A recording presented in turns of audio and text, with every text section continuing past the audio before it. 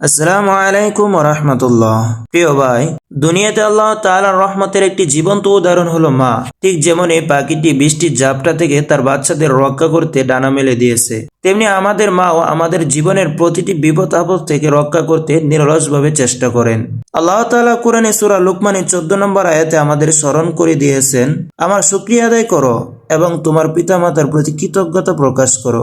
এই আয়াত আমাদের শেখায় মা বাবার প্রতি কৃতজ্ঞতা এবং ভালোবাসার প্রকাশ করা শুধু একটি দায়িত্ব নয়, বরং এটি আল্লাহর নির্দেশ। মা বাবার সেবা করার মাধ্যমে আমরা আল্লাহর সন্তুষ্টি অর্জন করতে পারি। মায়ের দোয়া সবচেয়ে বড় সম্পদ। যারা মাকে হারিয়েছেন তারা জানেন মায়ের দোয়া কতটা মূল্যবান।